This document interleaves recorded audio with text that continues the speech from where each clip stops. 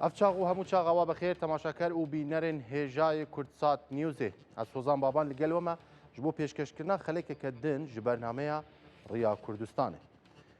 برنامه ریا کردستانه به هفته جیب تایبتی هم گرینگی دن لسر مسئله پیواجویا چارەسەری یا پرسا کل باکوری کردستانی و ترکیه نخاسم کو ایرو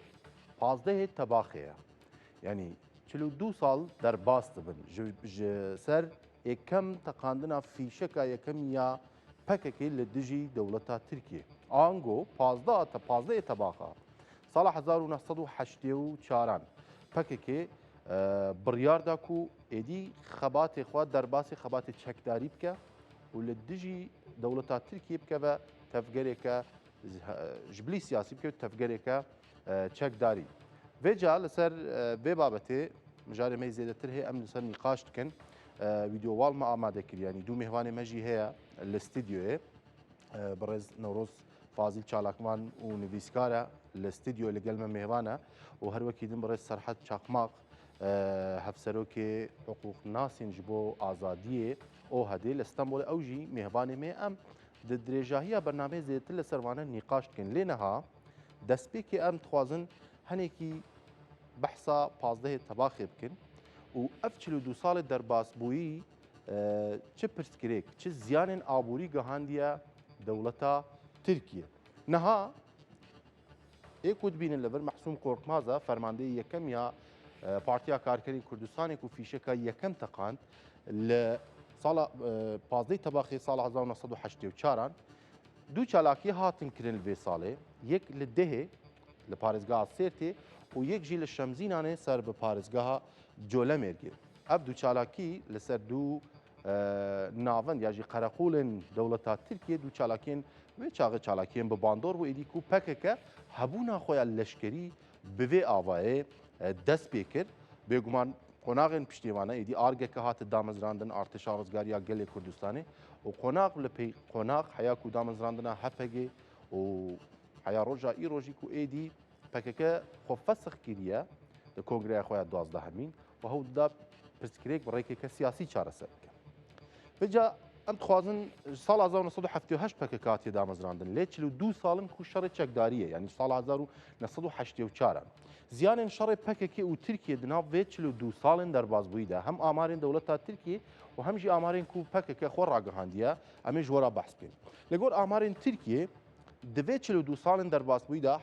7000 سیویل یعنی لگور ترکیه بجه دوی شر ده 7000 سیویل هاتنه کشتن بتابەتی ئەو سڤیلên ku ئەو بەحسکەن پرانیا خۆ کوردن ji ber ku li navçeyên Bakurê Kurdistanê operasyonên leşkerî berdewam bûn 25000 leşkeran birîndar bûne di vê şerê 42 salan de her wekî din 8000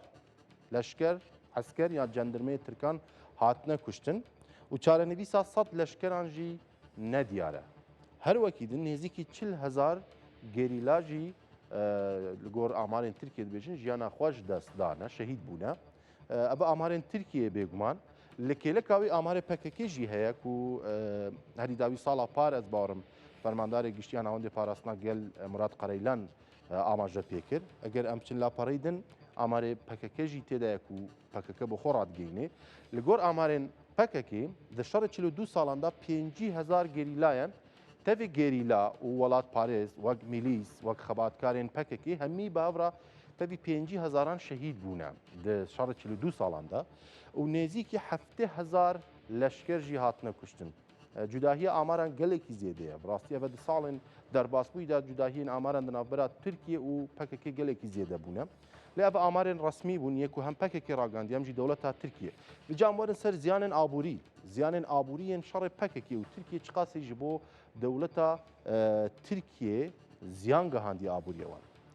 زیانا گشتی 2 تریلیون و 300 میلیارد دلار هم بو یعنی بگوان ابا اردوغان بخود بیجه ولی گور گوتنین هری داوی امان رسمیه اردوغان را گهاندیه 2 تریلیون و 300 میلیارد دلار آن گوت اگر ام بشی وازک دن بنرخینن یعنی شر دولتا ترکیه هر روزی کو لهمبر کردان و لهمبر پککی شارکیه روزی 136 میلیون دلار زیان گاندیه آبوریا ترکیه آنگو هم دکارم بیجین پککه روزانه 136 میلیون دلار زرار گاندیه دولتا ترکیه لەگەل وێنا یعنی ئەگەر ئەموانە بەرهەف بکەن زیانە ساڵانە گەیژە 5 میلیارد دلار یعنی هەر ساڵە شەڕ یا دەوڵەتە تورکیە و پەکێکی 5 میلیارد دلاران زیان گاندیە ئابووریە تورکیە بێجە ئەف ئابووری لە گۆرناوە دەوڵەتە تورکیە دەبێژێ ئیرۆ دۆژی ئەردۆغان 25 ساڵیە دامەزراندنە ئاکەپێ بەحسابەیەکێت کرد ئێدی دەبێ ئەم ji منزورê xwîn neherike ji çemên botanê xwîn neherike divê biratiya Kurd û Tirkan çêbe vêca em zêdetir nîqaş dikin li ser vê babetê ku gelo ev çawa pêk tê divê qas gav bêne avêtin ji ber hefteyên borî de me dît ku dewleta Tirkiye proje yasaya imza kir li parlamentoyê bi imzaya zêdetirî 406 parlamentaran proje yasa hatin imza kirin lê gelek nîqaş گفتگو لەسەر vê proje yasayê niha heye. Destpêkê ez biçim gel mêvanê xwe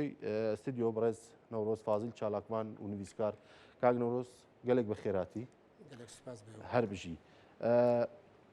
Sereta bo vesoranî dest pê bikim bipirsim koy giştî yasayê çarçîyewe birayê êwa detwanît welam dereweyî em qonaxe bêt ki êsta li nêwan Tirkiye û PKK و یا بڵین بزوتنەوەی ئاپۆیی بەڕێوە دەچێت دەتوانێت وەڵام دەرەوەی ئەو قۆناغانە بێت دەستان خۆش بێ سوپاس بۆ میوانداری ئێوە لە ڕاستیدا پرۆژه یاساکە پرۆژە لە یاسایەکی ینی تەواو کامل نییە زۆر کرچ و کاڵ و کورتە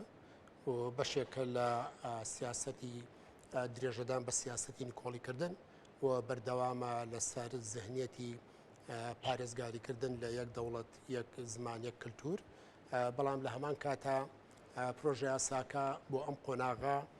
بە گرنگی دەبینین چونکە هەر بۆ خۆی ڕێبەراپۆ لە مێژووی خۆیدا دەڵێ هەزاران کیلۆمەتر لە تێکۆشاندا لە بەردەممانایە بە هەنگاوێک دەست پێ دەکات کەواتە پرۆژه یاساکە وەکو هەنگاوێک بە گرنگ دەبیندێ بە هەموو ڕقمی ئەو ڕەخنە و با بڵێن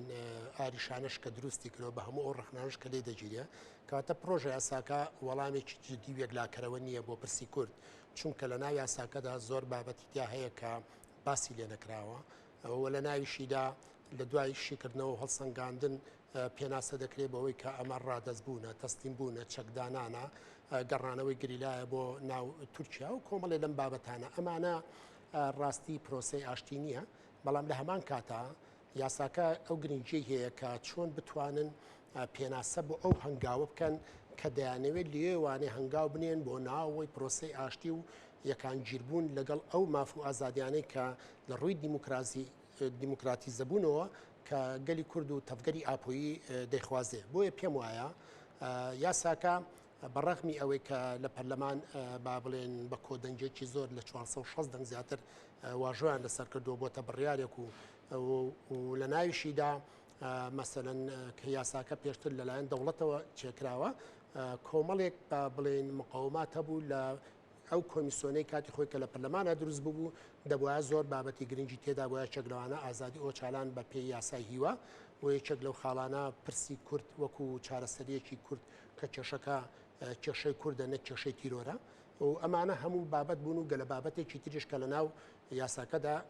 لە ناو کۆمیسیۆن وەکو پێشنیار و گفتوگۆی چڕوپڕی ئەو لایەنە سیاسیانەی کە لە ناو پەرلەمانی تورکیا کۆمیسیۆنیان لێ پێکات بوو ئەمان پێشکەش بە دەوڵەت کردبوو لە هەمان کاتیژا ڕێبەراپۆ ژەمەی بینی بوو و تەفگەری ئاپۆی ژەمەی بینی و بەڵام کاتێک یاساکە دەردەچێت خەرقی ئەوە کراوە یعنی زیاتر ئەتوانین بڵێن دەوڵەتی قوڵیا با بڵێن ئەردۆغانیا ئاک پارتی زیاتر زاڵ بوون بەسەر شێوازی نووسینی یاساکەدا کە با بڵێن بۆ خۆی لە بەرژەوەندی دەوڵەت جارێکتر ئەمە پێناسە دەکرێتەوە بەڵام پێم وایە تەفگەری ئاپۆیی بە ڕاشکاوانە ڕەتی یاساکەی کردەوە لەوەی کە نەک ڕەتێکی کاملی بکاتەوە ڕخنەی توندی لێگەل لەوەی کە دووسێ خاڵی زۆر گرنگکەن کە لە ناو یاساکەدا باز نەکراوە ئەو ژەوەیە کە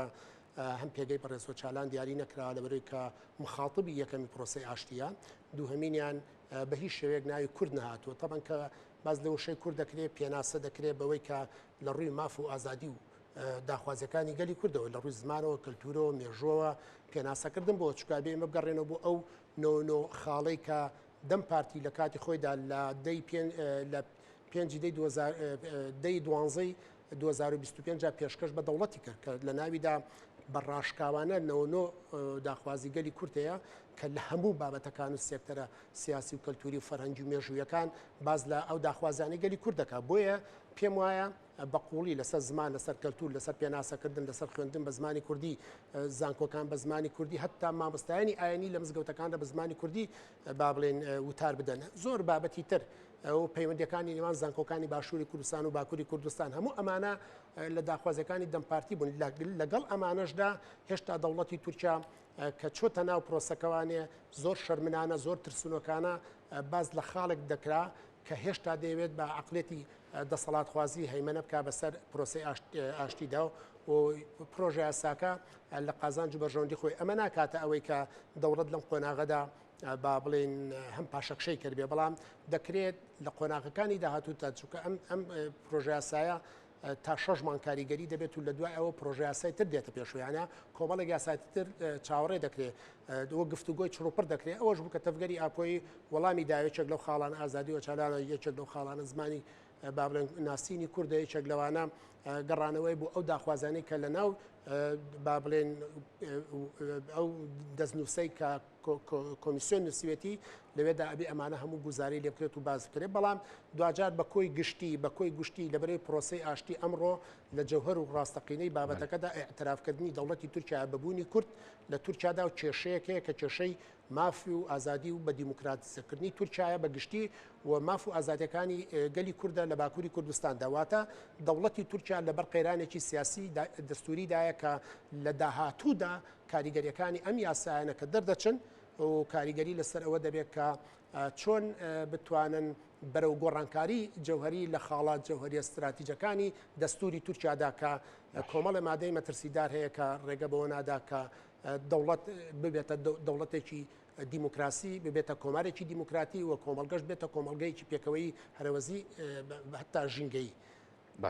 باش زۆر سپاس دێمەوە بۆ لە بێگومان مامۆستا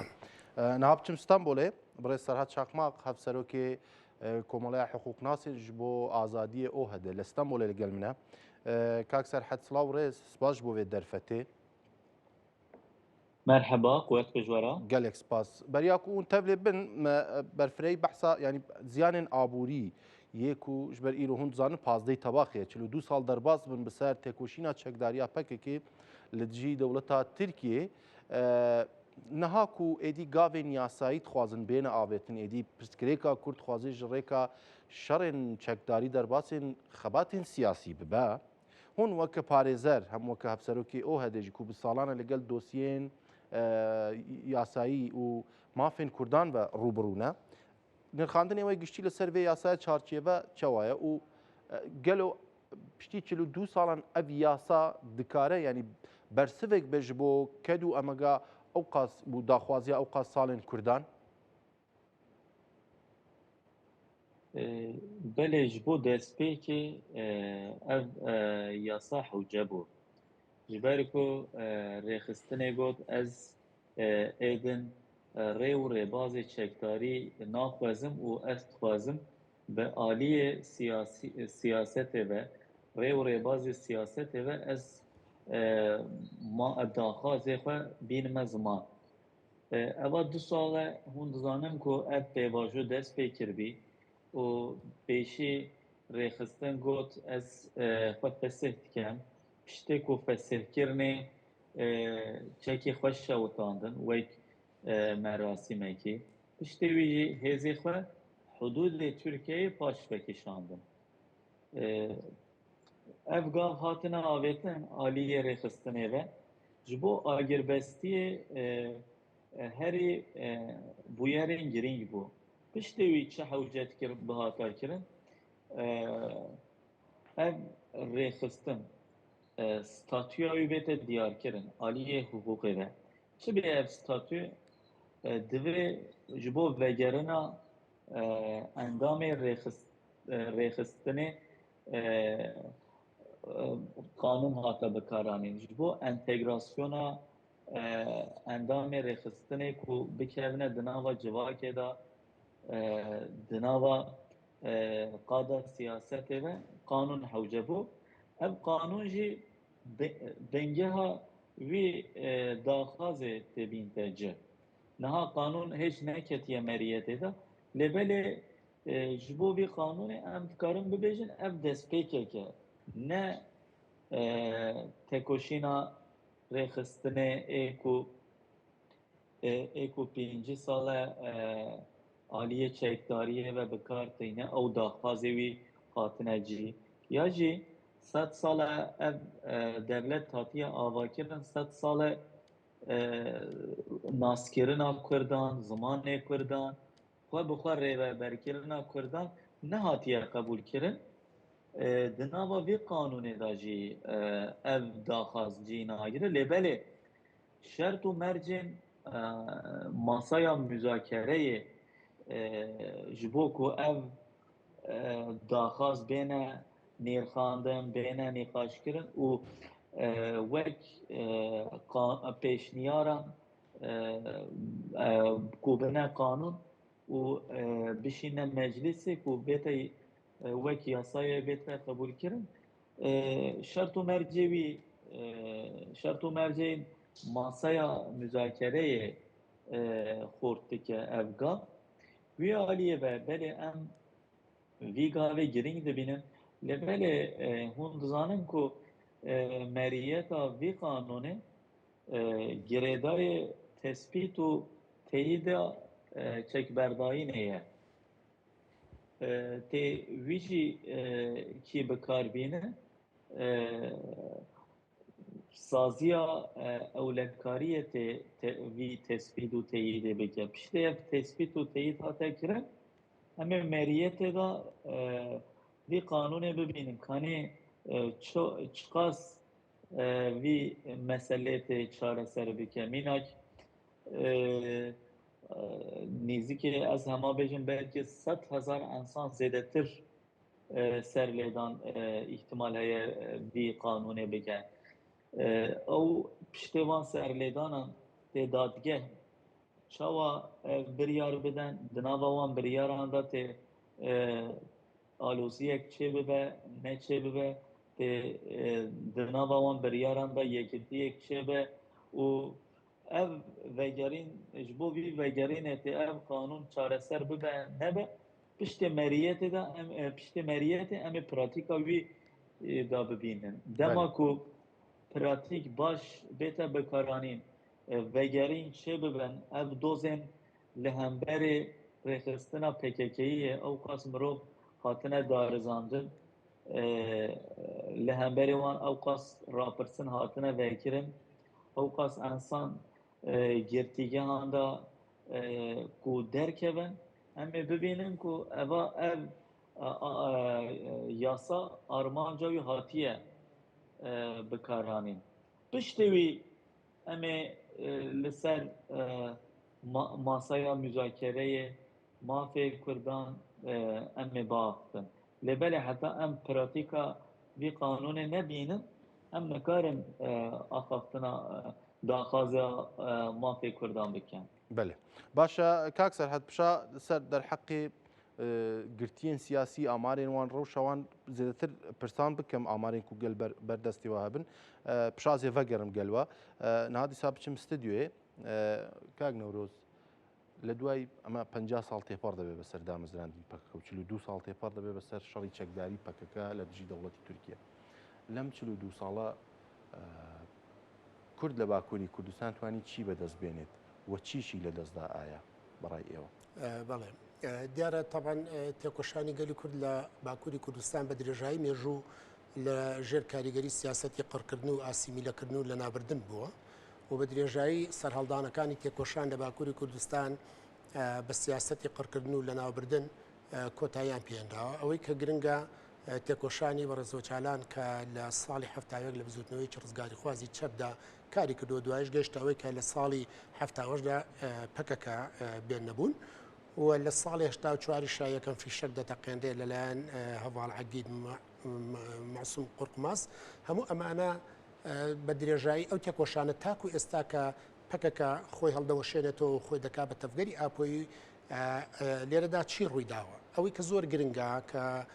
باڵێ خاڵی جەوهەریە کەسایەتی کوردی لەسەر پێ خۆی ڕاوەستان دەم شۆڕشە کەواتە گەلێک لە مردن نزیک بووبەوە کۆتایی هێتا هاتبوو لە ئەنجامی سیاسەتی قڕکردن لە ناوبردن دەستەمۆکردن بێڕۆحکردن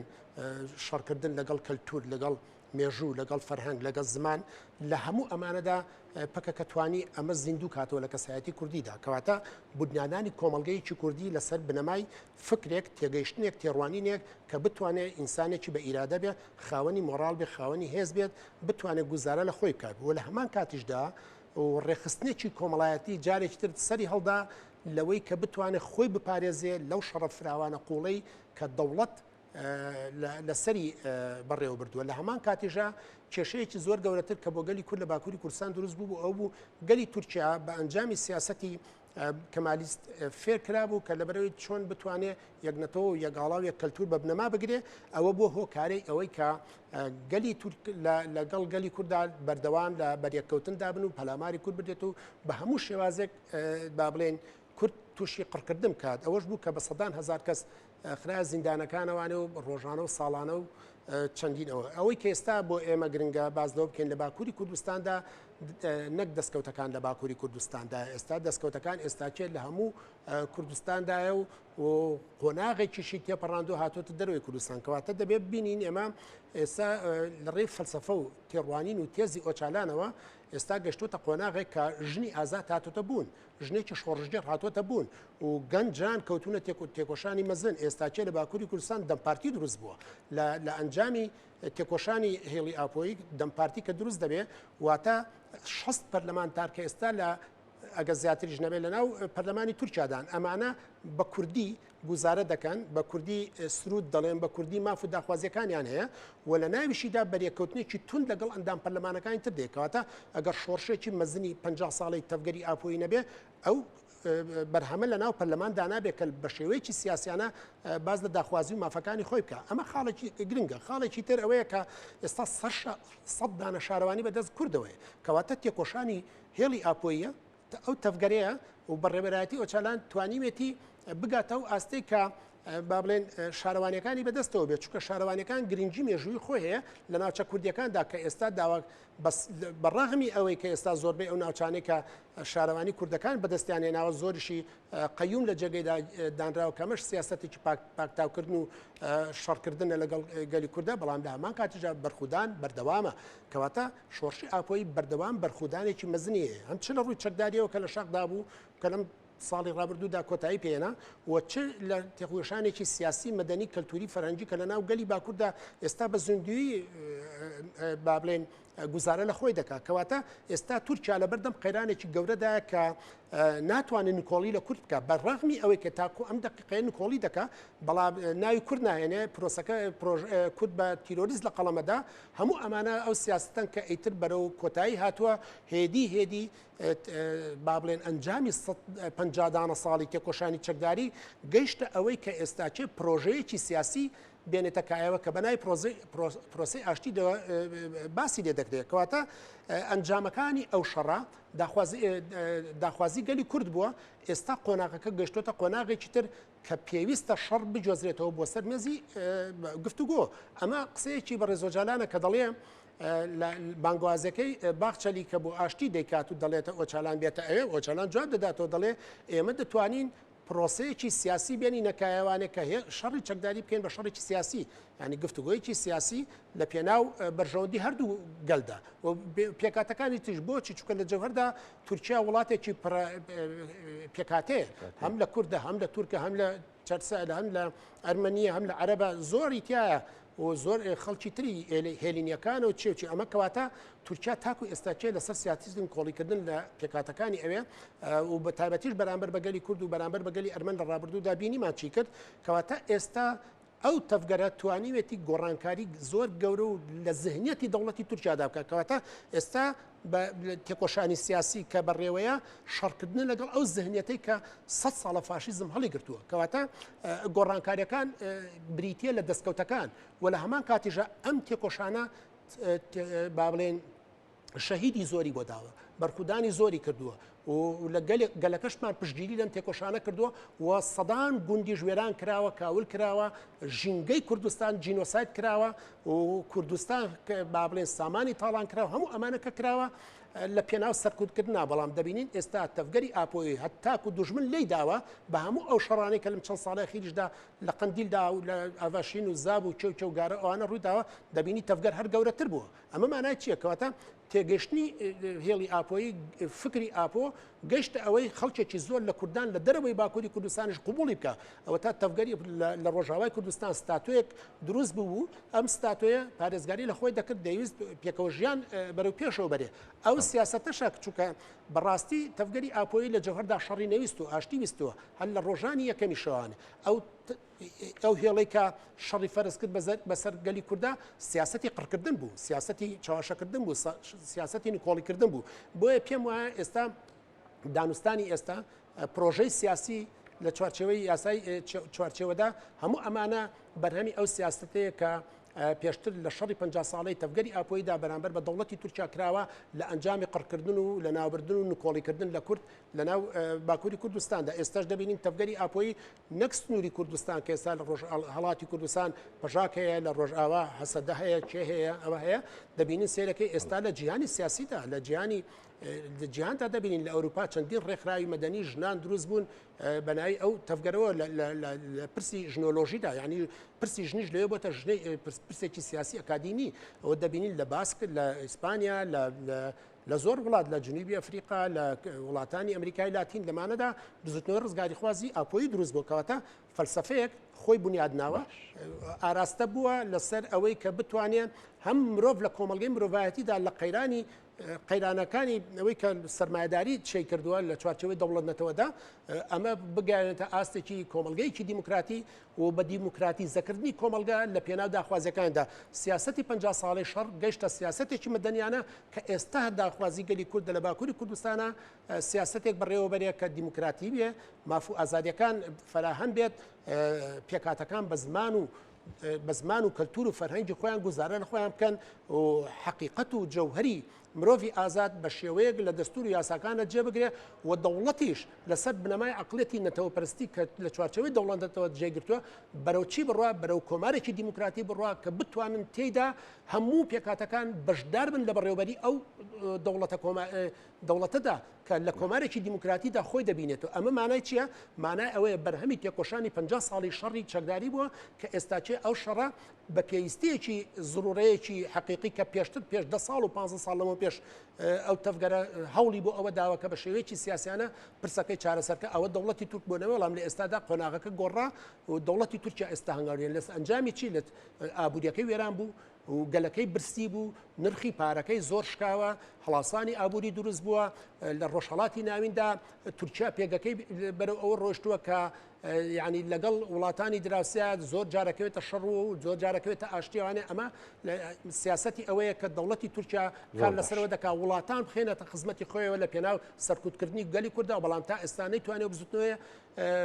بۆستێنێ ڕای بۆستێنێ لەسەر بەرژەوەندیەکانی خۆی ئەو گۆڕانکارە سیاسیانە لە ڕۆژهەڵاتی ناوی نەبێ ئێستا چۆتە پرۆسەی ئاشتیوان باش کاگنەوە زۆر سپاس دەگەڕێمەوە بۆلات بێگومان کاک سەرحەد ئەزۆرم جەموە دۆ پێر هەفسەرۆکی دەم پارتی بەحسا قۆناغا یەکەم کردیانی ئازادکردنا نێزی 4000 گرتیên کورد دخوازم زارێ وا ببیسم داوین ڕەوش چییە ینی چقاس گرتی هەنە ینی هەنێک ئامار ئەگەر جەموا بێت چقاس گرتیên کورد هەنە دە زینداناندا دۆزێوان چاوانە و حەیانەها لە گۆر یاسایە گاف هاتنە ئاوێتنش بۆ بەردانا گرتیên کورد تخمينا مدى يعني ايكو دناوا ليستة مدى ما قيد كريه نزيك 5000 گرتی هنه لبل جغين وان گرتيان جي گرتی هنه او دناوا قيد مداننه جبونا چننه ميناك gelek kes ji rojavayê anîne Türkiye'ye darizandine ceza danewan niha hepsê dane lêbelê agahiya me ji wan tune dema ku agahiya me tune be qeydê wan jî li cem menine کاک سەرحەد تەخمین کەی ئەvە چ قاسی بەیەک و قەیدی وان جەموەنینە yani ez dibêm hema nêzîkê hezaran heye ez wisa texmîn dikem باش kerem هیچ بردان چه نبونه جبر کو قانون هش نکتیه مریت دا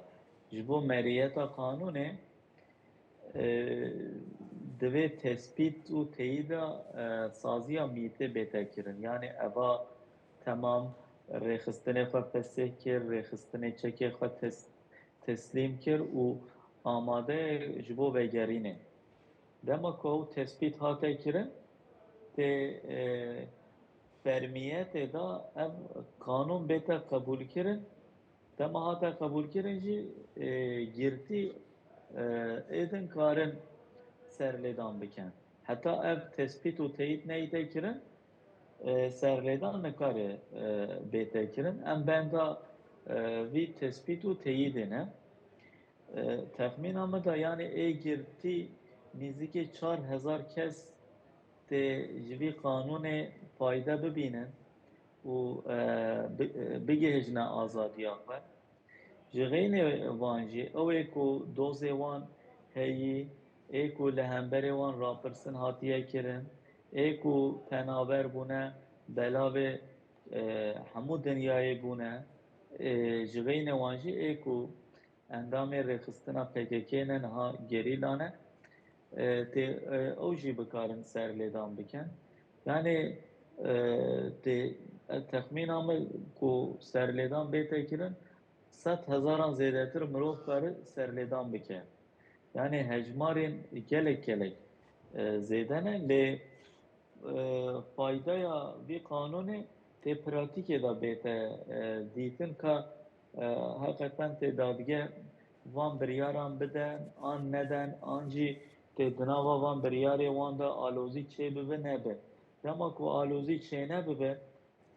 ev qanûn sedan sed meriyetê da ciyê xwe bigire wî çaxê jî tê li ser mafê Kurdan nîqaş ji bo nîqaşkirina mafê Kurdan tê destpêk bête kirin. بله باشە کاک سەرحەد حەیە نەها ڕەوشە گرتیên سیاسیên کورد باشتر نەبووە پشتێک و پێواژۆ دەست پێکریە تایبەتی پشتی یاسایە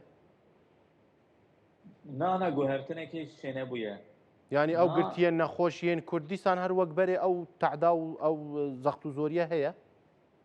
بله بەردەوام بکە yani heta ev qanûn nekevte meriyetê da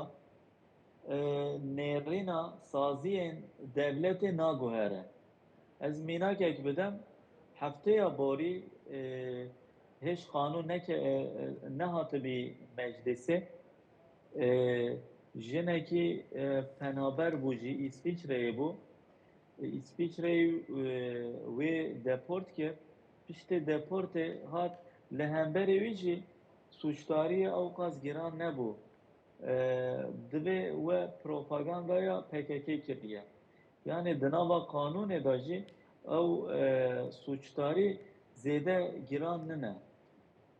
zêde giran nine lêbelê zêde giran nine ew jin du zanê wînê piçûk hebûn lê dîsa li hemberê wî biryara girtinê da dadgehê yani ew qas nêrînekî hêj ne baş pratikê wî jî di nava qadê da xwe nîşan dide ji bona wî em hêviya vî qanûnê ne lêbelê ji bo ku ev qanûn jî meriyetê de baş bête bikaranîn em wek saziyê hukûknasan wek saziyê mafê mirovan divê em xebatê xwe û têkoşîna xwe ya qada hukûkê da berdevam bikin yani em bihêline rehma wan em ê gelek kêmasiyan bibînin کاک سەرحەد çiqas girtiyên Kurd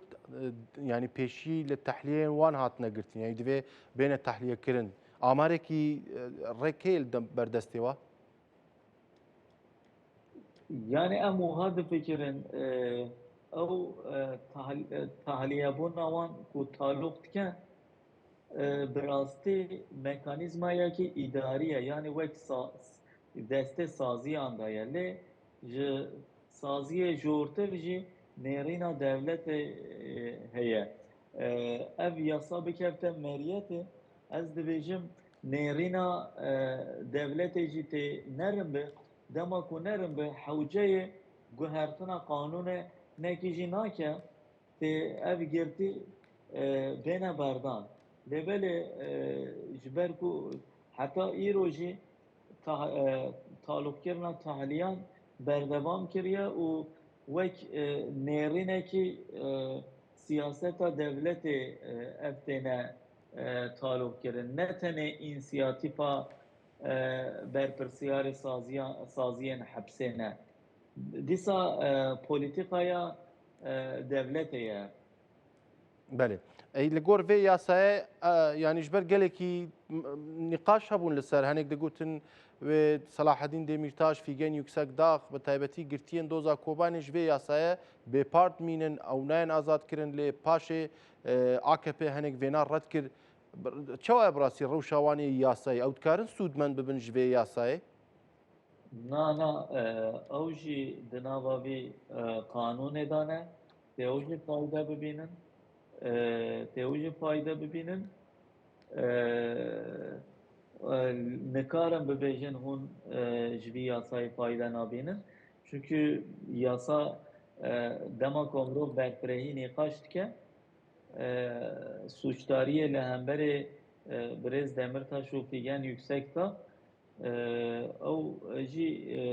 ne suçdariyê ji xêynê vî qanûnê ye ew jî tê ku dema serlêdan bikin tê ew jî ji vî yasayê fayda bibînin. بله کاک سەرحەد وەک پرسا داویێ کۆتا پرسیار بله هون وەک ئۆ هەدێ ینی دانوستاندنێن وا لەگە سازیان دەوڵەتێن یاسایی هەیە ji بۆی ku pêşeroş hûn xwe amade bikin yan hinek gav bêne avêtin ti hewldanekê wê wisa heye me amadekariya xwe ji bo ku çand sazî bikevte fermiyetê qanûn bikevte fermiyetê me wek saziyekî hukuknasan me xebatê xwe em ji bo qanûnê amade ne wek saziyekî hukuknasan ji bo ku ev qanûn bikevte meriyetê em ê lîstê li cem me wek girtiyên ku em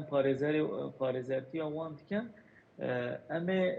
serlêdanan dadgehan û dozgeriyan bikin em niha amadekariya lîstan dikin ku lîste aliyê lîsteyê de kêmasî çêne bibe çünkü hûn jî dizanin ku mirov ku ji vî qanûnê fayda bibîne divê hewceya serlêdan bike dema ku di nava şeş mehan da serlêdan neke şexs ji vî qanûnê fayda nabîne em jî dibêjin ê ku girtî ê ku penaber ê ku li hemberê wî doz hene rapirsin hene em xwe bigihîjîne hemû kesan ku serlêdan bikin ku ev armanca vî qanûnê meriyetê de cî bigire mînak mirovekî penaber bi serlêdan neke ku nekar werte welatê xwe ev ji bo vî qanûnê wek kêmasiyekî em dibînin ji bo navî divê em xwe bigihîjîne hemû kesan ku serlêdan vî qanûnê bikin. باش gelek spas برای سەرحەد چاقماق هەفسەرۆکێ حقوقناسên ji bo azadiyê ئۆ هەدە لە ستەمبولê لەگەڵ me bû gelek spas ji bo we Hûn sax ben keda we sax be qwet be. gelek spas zborم ستودیۆ کاک نەورۆز باسی کۆمەڵێک بابەتمان کرد بەڵام بابەتێکی تر گرینگەوەیە لەم بارودۆخی ئێستای ڕۆژهەڵاتی ناوەڕاست و هاوکێشە نێودەوڵەتی و هەرێمیەکان ئایا ئەمانە نابنە لەم پەڕیا ئاستەنگی لە بەردەم پرۆسی چارەسەری لە تورکیا و باکووری کوردستان یاخود چ کاریگەریەکی دەبێت لەسەری لە ڕاستیدا ڕۆژهەڵاتی ناوین ئێستا بە قۆناغێکی ئەستیار و مەترسیدارە ئەم دۆخێکی ئێستا هەیە لە ڕۆژهەڵاتی ناوێنە پێناسە دەکرێت بە جەنگی جیهانی سێهەم واتە ئەو گۆڕانکاریە جەهۆری کە زلهێزەکان لە ناوچەکەدا پەیڕەوی دەکەن بە تایبەتی بە ڕێبەرایەتی ئەمریکا ئیسرائیل لە ناوچەکەدا پرۆژەی ڕۆژهەڵاتی ناوینی نوێ هەم لە ڕووی ئابووریەوە هەم لە ڕووی سیاسیەوە یەکێک لە خاڵانەی کاوان وەبەستیانە هێزی چەکداری ئۆپۆسیۆن لە ناوچەکەدا نمێنێ ئەمە خاڵێکە. خاڵی دووەم هەژمونی دەوڵەتە پشکۆلەکان لە ناوچەکەدا وەکوی کە پێڵێن دەوڵەتەکە ئێران و تورکیا عێراقوانە ئەوە نمێنێ کەواتە ئامانج لەوە داگیرکردنیی سیاسیە داگیرکردنیی ئابوووریە کەواتە دەوڵات لە چوارچەوەی ئەو سیاستەدا لە خزمەت استراتیژ و ئامانجەکانی دەوڵەتی زلهێز و دەسەڵاتخوازەکانە کەواتە لێرەدا پرۆسەیەکی وەکو پرۆسی ئاشتی کە ڕوو دەدات یەکێک لە خاڵەکانی ئەوەیە کە ڕێبەر ئۆچالان توانی لەو سیاستە بگا پرۆسەی ئاشتی گرنگترە وەک لەوەی کە بەردەوامی بە شەڕ هەبێ هەرچەند ئەوە لە پێشتریش کاریان لەسەرۆکرۆ بە چەندین ساڵ پێشەوە واقعی کوردستانیش ئەگەر ئاشتی هەبێ و ماف و ئازادی هەبێ شەڕ نابوو بەڵام ئەوەی کە زۆر گرنگە لەوە گەیشتبوون کە شەڕێک هەیە کە ناتۆ تورکیا ئیسرائیل هەموو ئەمانە لەسەر بەرژەوەندی استراتیژیەکانی خۆیان لە کورد بدەن کە سەرکوتیکەن لە بەرەوەی بزوتنەوەی ڕزگاری خوازە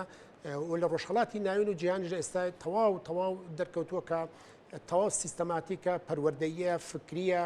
لەسەر بنەمای ڕخنە و ڕخنەدان دیسپلینەکان و خاوەنی ئایدایەکە ئەم ئایدیا فکری کە لە پشتی ئەم تەفگەرەوەیە جیاوازە لەو ئایدایی کە سەرمایه‌داری دەخوازە کەواتە مۆدرنیتەی سەرمایه‌داری لەگەڵ مۆدرنیتەی دیموکراتی نایەتەوە کەواتە لە جەوهەردا ئەم سیاسەتەی مۆدرنیتەی دیموکراتی شەڕی دەوڵەت نەتەوە دەکات شەڕی گۆڕانکاری دەکات لەسەر بنەمای مرۆڤی ئازاد کۆمەڵگەی دیموکرات کۆمەڵگەی هەرەوەزی و کۆماری دیموکراتی کەواتە ئەمە لەسەر قازانج و بەرژەوەندی زلهێزەکان نین بۆیە هەمیشە گەلە کۆمە لەسەر گەلی کورتەیە لە زەرم بزوتنەوە هەیە ئەوەی بینیمان لە نەوەتونۆدا ڕێبەراپۆ بۆ زیندانی دەکرێت بۆچی لێ دەدرێت لەسەر فکری ئەوە لەسەر تێکۆشانی ئەوە لەسەر ئەو هێزەیە کە توانیوێتی با بڵێن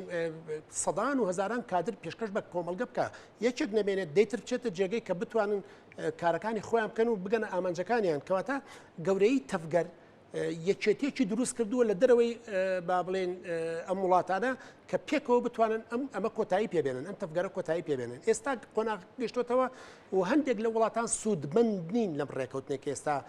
لە نێوان تورکیا و تەفگەری ئاپۆیدایە بۆیە چونکە دایما مەسەلەن هەندێک لە وڵاتانی ئەوروپا بە تایبەتی وڵاتی چۆک ئەمریکا بەردەوام چەکی بە تورکیا فرۆشتەوە قازانجێکی زۆری کردو لە ڕووی ئابووریەوە ئیسرائیل لە ناوچەکەدا هەمیشە فشاری لە تورکیا کردووە دەیویستێتی کورد وەکو وەرقەیە بەکاربێنێ بەرامبەری و لە هەمان کاتیشدا